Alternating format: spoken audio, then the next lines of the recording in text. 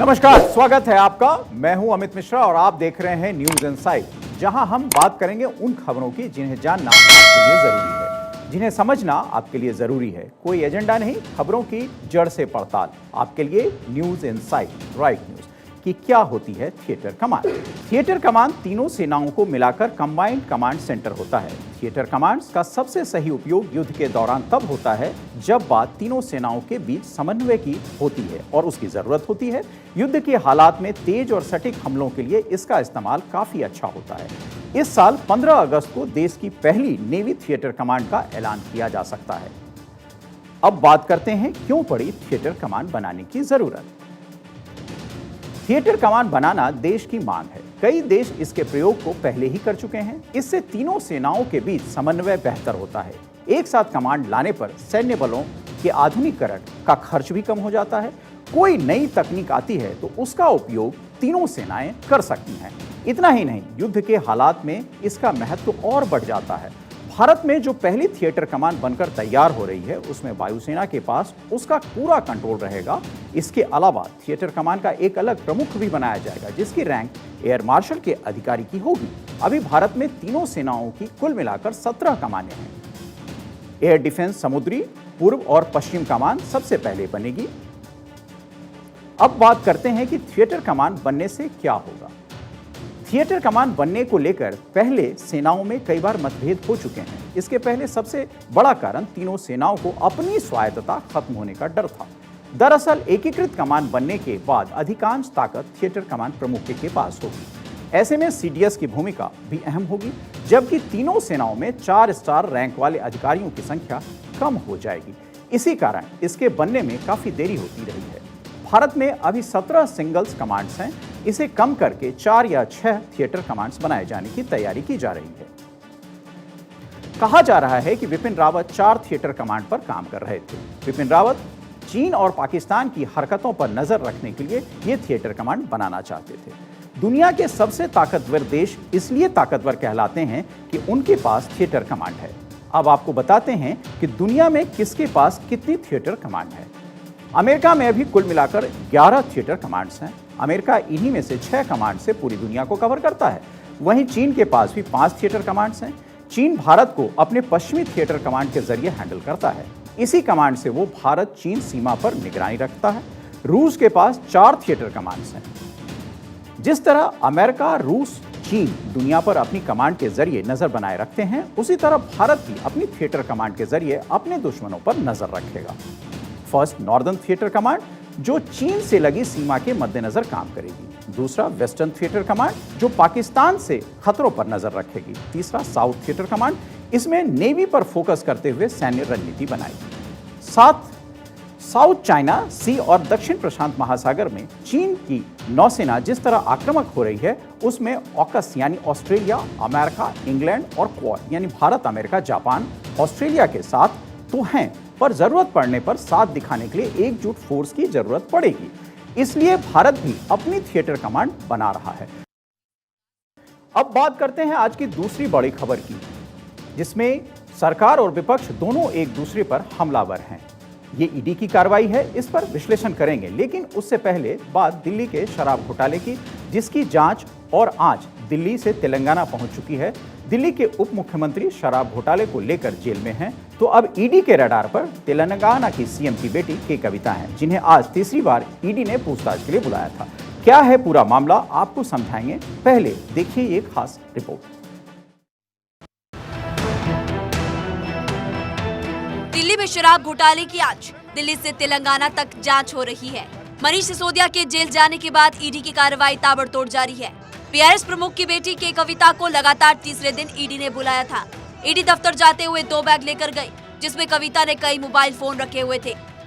कविता का दावा है कि सीबीआई ने उन पर जितने भी आरोप लगाए हैं, उनके खिलाफ सबूत इन मोबाइल फोन्स में है। कल भी कविता से 10 घंटे से ज्यादा पूछताछ की गई थी। इससे पहले आपको बता दें कि जांच एजेंसी ने के कविता को 16 मार्च को भी पूछताछ के लिए बुलाया था, लेकिन कविता ईडी के दफ्तर नहीं पहुंची थी। उन्होंने एजेंसी के पास अपने वकील के हाथों डॉक्यूमेंट्स भेजे थे। इनमें उनके बैंक डिटेल और बिजनेस के पेपर्स थे। कविता ने एजेंसी को चिट्ठी लिखकर यह भी कहा कि आगे की बातचीत वो ईमेल या अपने प्रतिनिधि के जरिए करेंगे। अब बात करते हैं देश की सबसे बड़ी एजेंसी ईडी की, जिस पर विपक्ष बदले की कार्रवाई के आरोप लगा रहा है। विपक्ष का आरोप है कि ईडी विपक्षी नेताओं को टारगेट कर रही है सिर्फ, लेकिन हकीकत इससे बिल्कुल उलट है। आपको बता दें कि ईडी के कुल मामलों में सिर्फ 2.98% केस सांसदों के व विधायकों के खिलाफ हैं। ईडी ने अपनी सजा के आंकड़ों को इस तथ्य पर आधारित किया है कि अब तक 25 मामलों में सुनवाई पूरी हो चुकी है, जिसमें 24 मामलों में सजा हुई है। 45 लोगों को मनी लॉन्ड्रिंग का दोषी घोषित किया गया है। इससे पहले आपको समझाते हैं कि मनी लॉन्ड्रिंग क्या होती है। पीएमएलए 2002 में बना था और जुलाई 2005 में ईडी को पीएमएलए के कड़े प्रावधानों को लागू करने का काम सौंपा गया।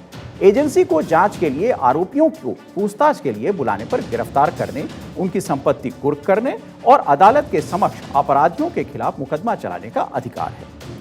आपको बता दें कि 2014 से राजनेताओं के खिलाफ ईडी के मामले में 4 गुना उछाल आया है। 95% मामले विपक्ष से हैं, इसीलिए विपक्ष को लग रहा है कि ईडी का उपयोग उनके खिलाफ हथियार के तौर पर किया जा रहा है। अब आपको बताते हैं कि जब ईडी से कानूनी कार्रवाई शुरू किया, तब से अब तक आंकड़े क्या बताते हैं। आंकड़ों के मुताबिक 2005 से जब prevention of money laundering act लागू हुआ, तब से ईडी ने 5906 मामले दर्ज किए। हालांकि चार्जशीट ना के बराबर केवल 1142 मामलों में दायर की। आंकड़े बताते हैं कि केवल 531 मामलों में तलाशी ली गई, यानी कुल मामलों का 8.99%। कुल 4954 तलाशी अभियान के साथ प्रत्येक मामलों में औसतन 10 की जांच हुई। इसका मतलब यह हुआ कि जितने भी मामले पर एक्शन लिया गया, उन सब पर मैक्सिमम कार्रवाई हुई। यदि ये सिर्फ दुर्भावना की कार्रवाई होती तो कोर्ट इतने लोगों को सजा नहीं देता और इतने लोगों को जेल नहीं होती। ये ईडी का तर्क है। ईडी ने कहा है कि उनके वर्तमान और पूर्व सांसद, विधायक, एमएलसी के खिलाफ मनी लॉन्ड्रिंग के 176 मामले दर्ज हैं, जो कुल मामलों का 2.98% है। ईडी के आंकड़ों के अनुसार एजेंसी ने 31 जनवरी तक 513 लोगों को गिरफ्तार किया और 1919 अंतिम कुर्की के आदेश के माध्यम से 1.15 लाख करोड़ रुपए से अधिक की संपत्ति कुर्क की थी। इनमें से अब तक 15,600 करोड़ रुपए से अधिक की संपत्ति जब्त की जा चुकी है। यदि इतने लोगों की संपत्ति की जांच हो रही है और जांच में रेट भी 99% है, तो इसका मतलब ईडी की कार्रवाई को गलत नहीं ठहराया जा सकता। हालांकि विपक्ष इस पर सवाल उठाता ही रहेगा।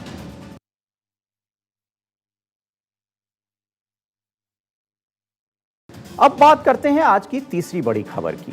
दिल्ली के बजट पर मचे घमासान की। 30 साल के इतिहास में इस तरह का ये पहला मामला है जब विधानसभा में बजट पेश नहीं किया गया।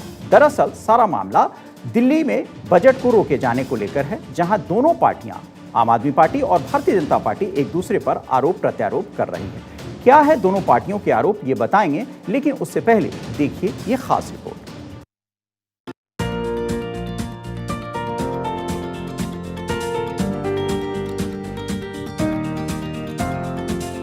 दिल्ली है दिल वालों की, आप चिल्लाइए मत। लेकिन फिलहाल दिल्ली है सियासतदानों की, जहां आरोप प्रत्यारोप का चल रहा है खेल, जिसके चक्कर में बजट नहीं हुआ है आज पेश, लेकिन मिल गई अनुमति। अब कल 11 बजे हो सकता है बजट पेश, लेकिन उसके पहले खूब हुआ हंगामा। बाबा साहब अंबेडकर जब संविधान लिख रहे थे, उन्होंने शायद सपने में भी नहीं सोचा था कि एक ऐसी सिचुएशन भी, उन्होंने, संविधान जो है वो तरह तरह की सिचुएशन से डील करता है।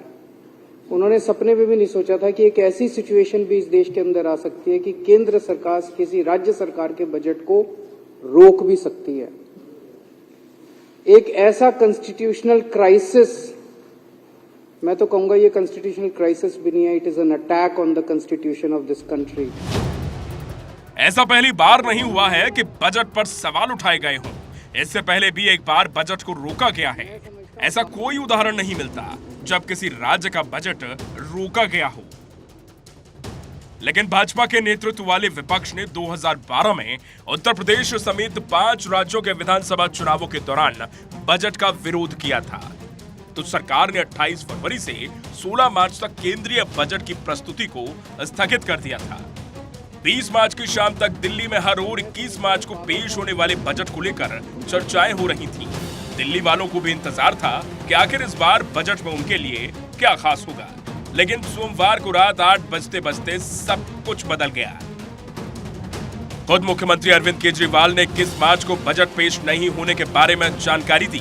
केजरीवाल ने आरोप लगाया था कि गृह मंत्रालय ने दिल्ली का बजट पेश होने से रोक दिया, लेकिन आज बजट की मंजूरी दे दी गई है, जिसे कल पेश करने की पूरी संभावना है।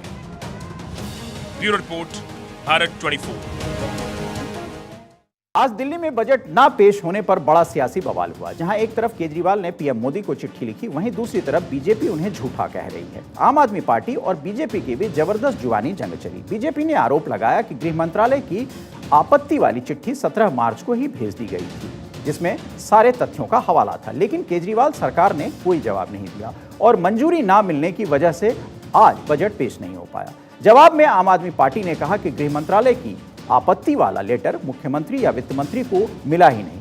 सीएम को कल शाम पता चला था, क्योंकि गृह मंत्रालय ने चिट्ठी सीएम या मंत्री को भेजने के बजाय मुख्य सचिव को भेजी और चीफ सेक्रेटरी ने ये बात कल शाम सीएम को बताई। आपको बता दें कि आज दिल्ली का बजट पेश होना था, लेकिन एलजी की मंजूरी ना मिलने की वजह से बजट पेश नहीं हो पाया। बजट की कॉपी गृह मंत्रालय को सौंपी गई थी।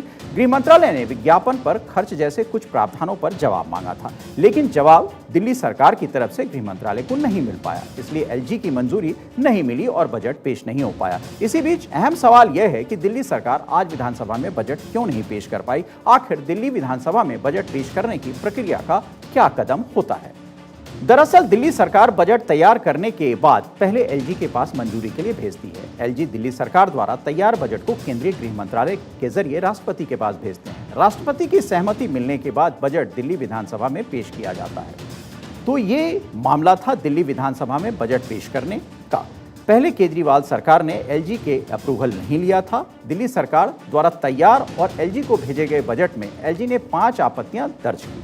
गृह मंत्रालय को वो आपत्तियां भेजी थीं कि क्या वो 5 आपत्तियां हैं, हम आपको बताते हैं। गृह मंत्रालय ने दिल्ली सरकार से बजट को लेकर 5 मुख्य सवाल पूछे हैं। पहला सवाल, विकास से ज्यादा विज्ञापन पर खर्च का प्रावधान है, वो क्यों है। दूसरा सवाल, कैपिटल एक्सपेंडिचर के लिए सिर्फ 20% ही क्यों। तीसरा सवाल, डीटीसी और जल बोर्ड घाटे में है तो फिर फ्री सुविधा क्यों। चौथा सवाल, सब्सिडी के लिए 1000 करोड़ का लोन ही क्यों। पांचवा सवाल, आयुष्मान योजना के लाभ से दिल्ली वाले वंचित क्यों। तो ये थी हमारी आज की खास पेशकश। उम्मीद है आपको पसंद आई होगी। हमारी कोशिश ये रहती है कि खबरों के पीछे की खबर को हम आपके समक्ष रखें। खबरों में बने रहने के लिए देखिए भारत 24।